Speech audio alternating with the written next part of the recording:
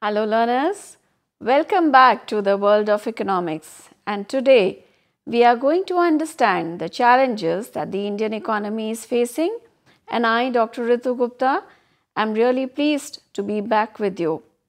So let us know what challenges the Indian economy has been facing. The first and foremost thing that we will learn in today's session is the meaning of poverty and the programs implemented by the government to eradicate poverty and generate employment. Secondly, steps taken by the government to provide education and health care facilities. Then, the methods to control price rise or inflation. And finally, the strategy of the government to achieve higher economic growth. All these together are going to help us understand that India has been fighting continuously to achieve better economic development, and these are the very challenges that the Indian economy has been facing. So let us deal with them one by one. First and foremost, let us understand what poverty is. Poverty, as we know, is defined by the poverty line.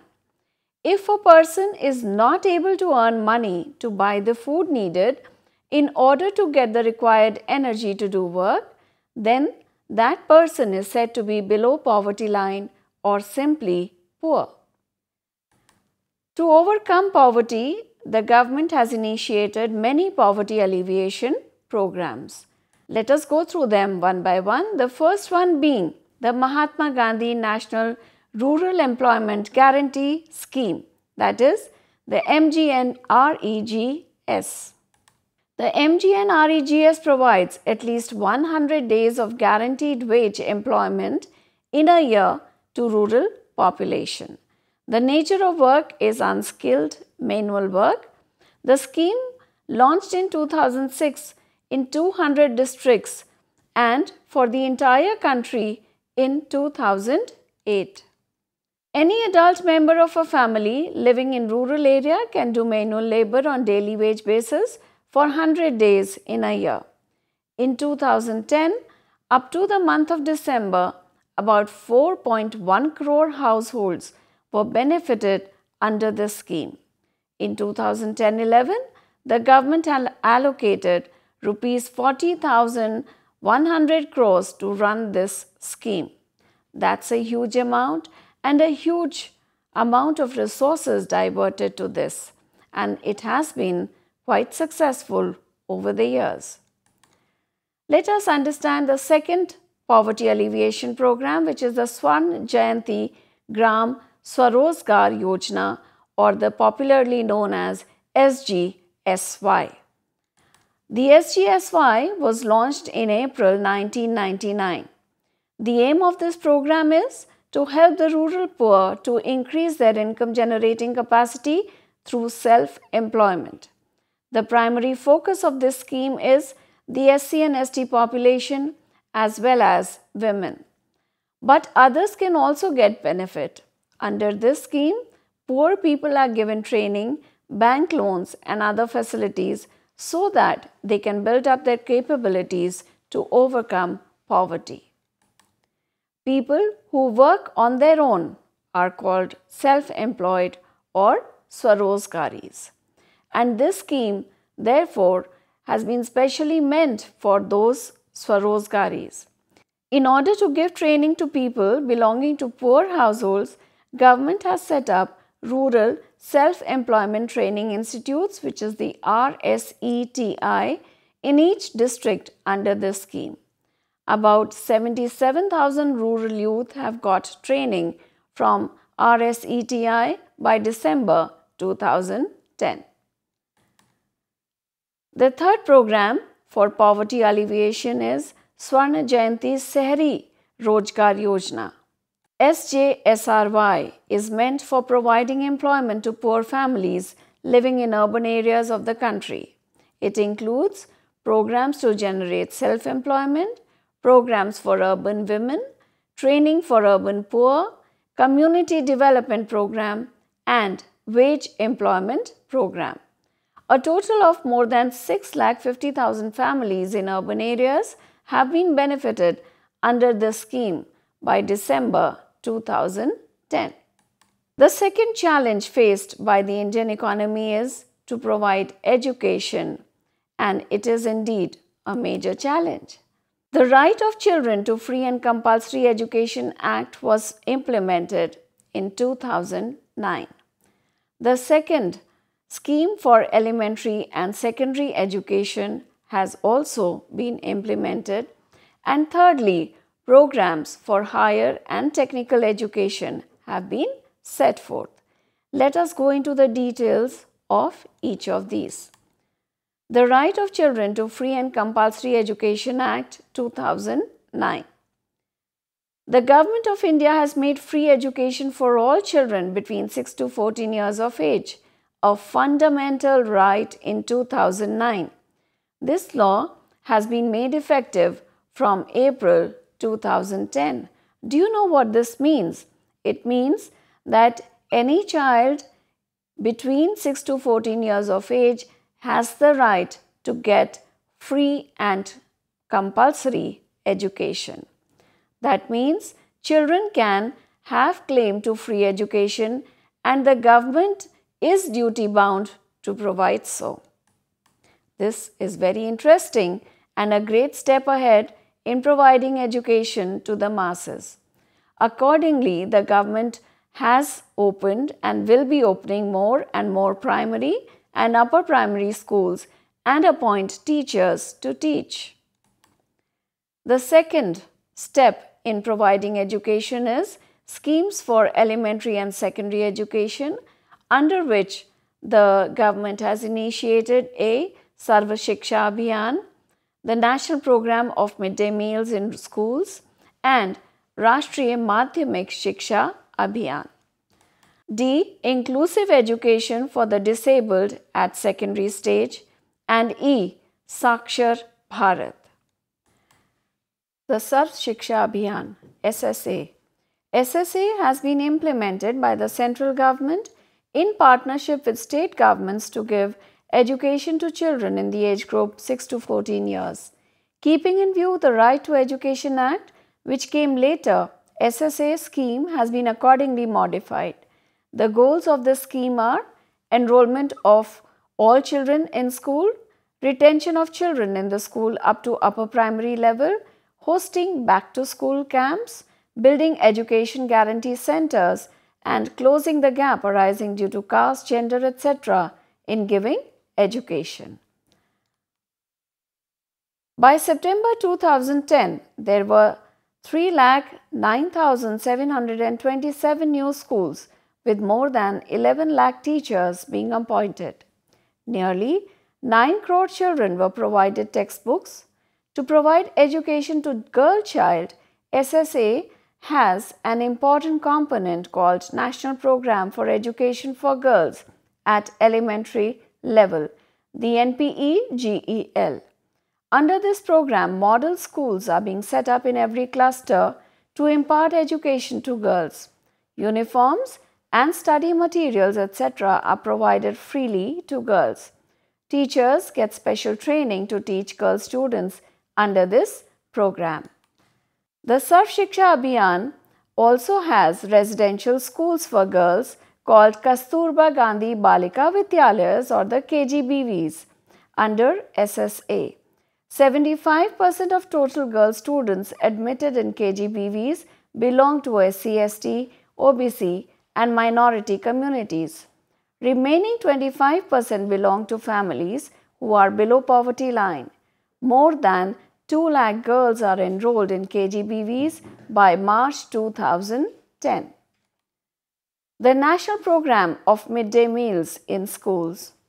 In order to attract children into schools and retain them, the government has started midday meal programs. The idea is to provide healthy diet to children by providing good food. Midday meals also bring children from different sections of the society together and develop sense of belongingness towards each other. More than 14 crore children were benefited in 2009 2010. The Rashtriya Madhyamik Shiksha Abhiyan or the RMSA is the third such program launched by the Government of India to promote education. The RMSA was launched in 2009 to increase the enrollment ratio in the secondary stage. 75% of the total expenditure on this program comes from central government, while state government provide 25%. The fourth program is the Inclusive Education for Disabled at Secondary Stage, the IEDSS. To help children with special needs, the government has launched IEDSS program with effect from 2009-10. Its aim is to provide 100% central assistance for education of disabled children studying class 9 to 12 stage. And this program is a part of our planning for inclusive education to all, and again a sub-part of inclusive growth. The Sakshar Bharat is a program to promote education and literacy among the adults above 15 years of age. The government has recast its national literacy mission as Sakshar Bharat. The special focus of this program will be women. The program for higher and technical education also has a lot of promotional gamuts. Higher education starts with college education after passing out from schools. Higher and technical education includes graduation in arts, social science, science, engineering, medicine, information technologies, etc. A country must improve the level of its higher and technical education if it wants to establish knowledge society and compete with other countries at international level. In the 11th plan period, the central government has aimed at establishing 8 new universities, 10 new engineering colleges with cooperation from various state governments. The new model colleges will be set up at educationally backward districts of the country. To promote IT education, 20 more Indian institutes of information technology will be set up. More engineering colleges in the form of National Institutes of Technologies, which is the NITs, and the Indian Institutes of Technology, which is the IITs, will be built and become operational in 2011-12 in different parts of India. To promote research in science, the government has set up 5 Indian Institutes of Science, Education and Research in various parts of the country. Finally, 5 new Indian Institutes of Management have become operational in the 11th plan and 2 more will become operational in 2011-12, which they already have. The next challenge is to provide health care. Providing health care is another challenge that the Indian government is meeting. Due to lack of proper health care, 254 females out of every 1 lakh die while giving birth. This is called the maternal mortality rate or the MMR. 50 out of 1,000 children die at the time of birth, which is called infant mortality rate or the IMR. 15 children out of 1,000 die before completing 4 years of age, which is known as child mortality rate or the CMR. Certainly, these news are not encouraging. There are so many villages and remote areas in the country, but unlike cities and towns, these areas do not have adequate health centers or hospitals and doctors to attend to the problems of people there. Hence, there is a real need for health care, and under this, the government has provided for various schemes. These are, number 1, the National Rural Health Mission or the NRHM, the Janani Suraksha Yojana or the JSY, the Pradhan Mantri Swasthya Suraksha Yojana or the PMSSY, and National AIDS Control. Let us go through each of them one by one. The National Rural Health Mission was launched in 2005 to provide affordable and qualitative health service to rural population. It aims at strengthening health and family welfare programs, removing diseases such as malaria, blindness, iodine deficiency, leprosy, etc. by improving public health delivery system. The NHRM has started revitalizing the existing primary and community health centers. By September 2010, around 8 lakh health workers have been given training on healthcare, and more than 9,000 doctors and 26,000 nurses have been appointed on contract basis to give health services to rural population. The NRHM is also running many mobile medical units, which is the MMUs, which run from one place to another to provide healthcare at the doorstep. The second scheme under the healthcare program is the Janani Suraksha Yojana or the JSY. In order to save the life of the mother at the time of delivery, the government has started the Janani Suraksha Yojana. The third program is the Pradhan Mantri Swasthya Suraksha Yojana or the PMSSY. Healthcare facilities are not uniformly available in India. Some states have very good health infrastructure in the form of medical institutes or colleges and hospitals, while others do not have these facilities. This has created regional imbalances in provision of healthcare services and overcrowding of certain places where these facilities are available. You see, when people where they live do not have healthcare facilities, they shift to places where these facilities are available, and so such cities and towns get overcrowded. For example, the All India Institute of Medical Sciences is situated in Delhi and is a world-class medical institute cum hospital. Since other states do not have such a facility, people from different states come to Delhi to get treatment in AIIMS. As a result, AIIMS has become overcrowded with a long waiting period for treatment. Recently, the government has come up with more AIIMS in various metropolises. The third program for healthcare is the Pradhan Mantri Swasthya Suraksha Yojana or the PMSSY, and under this, to remove these problems, the Government of India has launched PMSSY.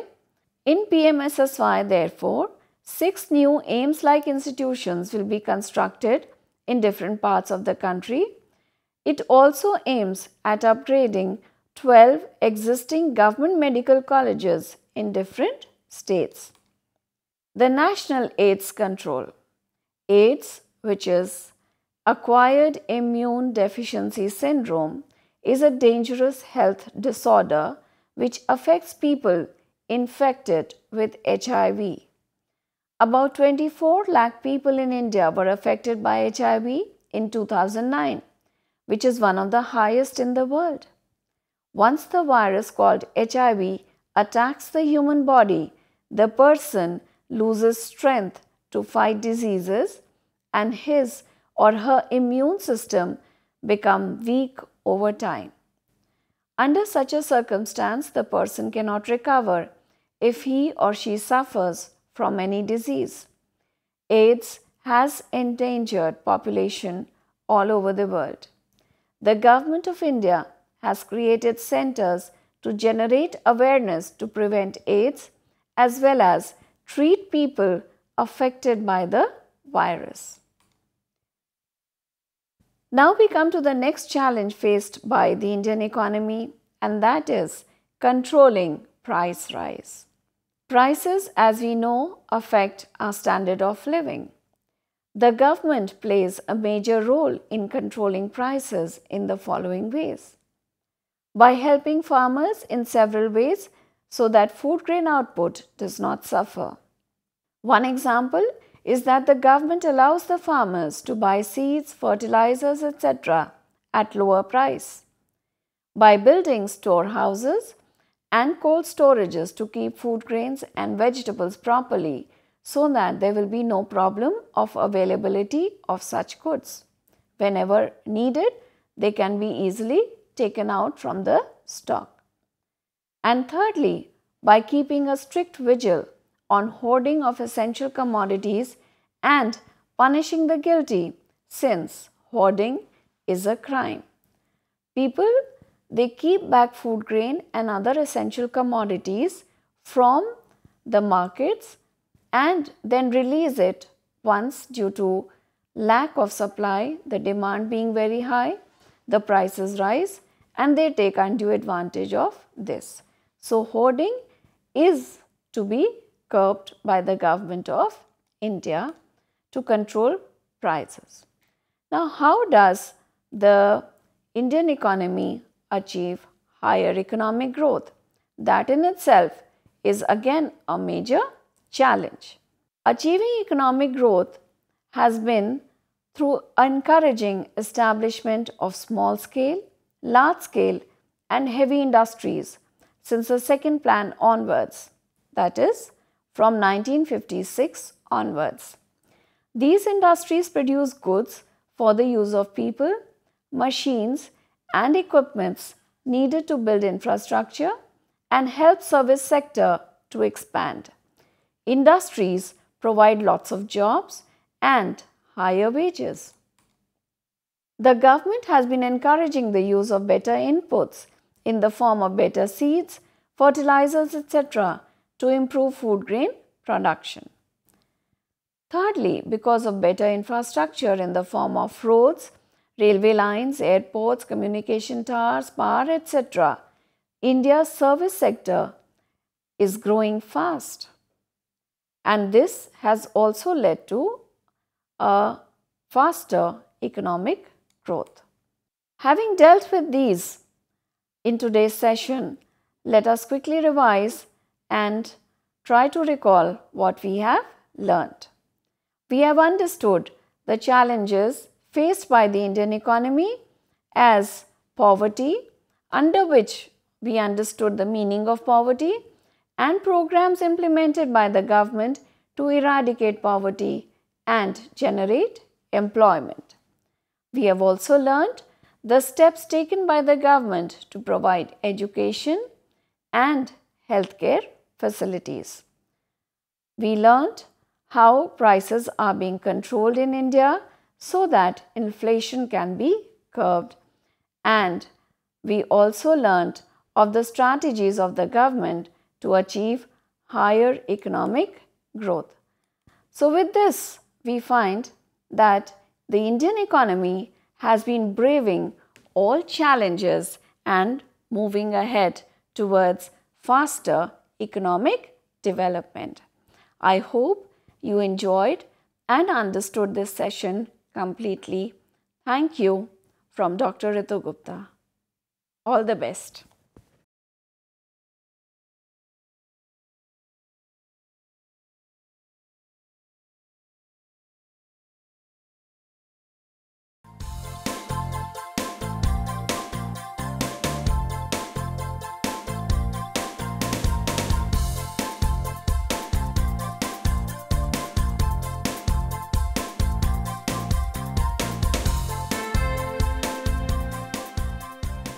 घर बैठे पाएं राष्ट्रीय मुक्त विद्यालय शिक्षा संस्थान यानी NIOS में एडमिशन, वो भी एकदम आसान तरीके से, जिससे शिक्षार्थियों को होगी समय और धन दोनों की बचत।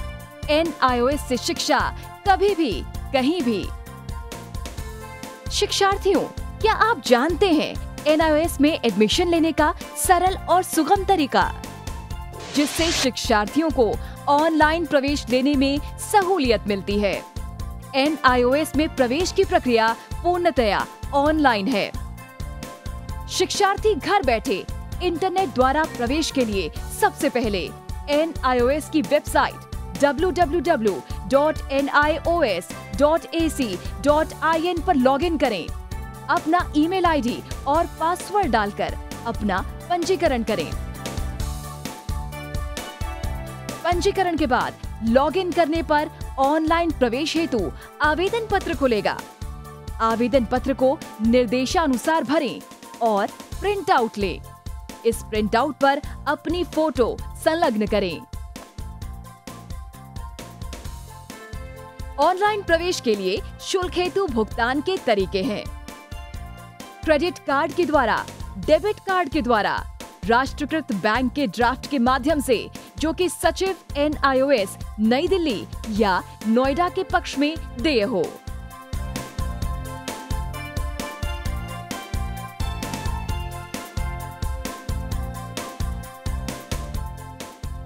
भरे हुए आवेदन पत्र के साथ साथ डिमांड ड्राफ्ट और संलग्न किए जाने वाले दस्तावेज हैं जन्म रजिस्ट्रार के जिला कार्यालय से जारी जन्म प्रमाण पत्र की सत्यापित प्रति, जिसमें जन्म तिथि अंकित हो, पिछले विद्यालय से प्राप्त विद्यालय छोड़ने का प्रमाण पत्र जिसमें आवेदक की जन्म तिथि लिखी हो।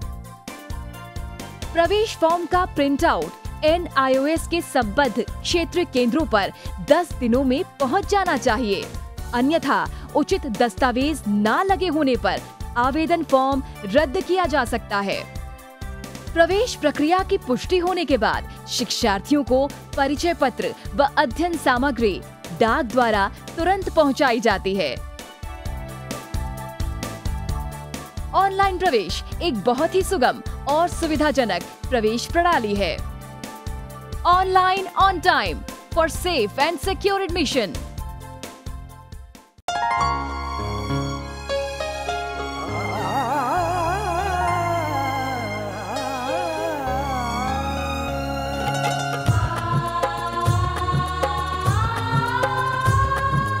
जीवन ये प्रकाशित करने, राहों को आलोकित करने, हम अपना दीपक स्वयं बने, हम अपना रास्ता स्वयं चुने।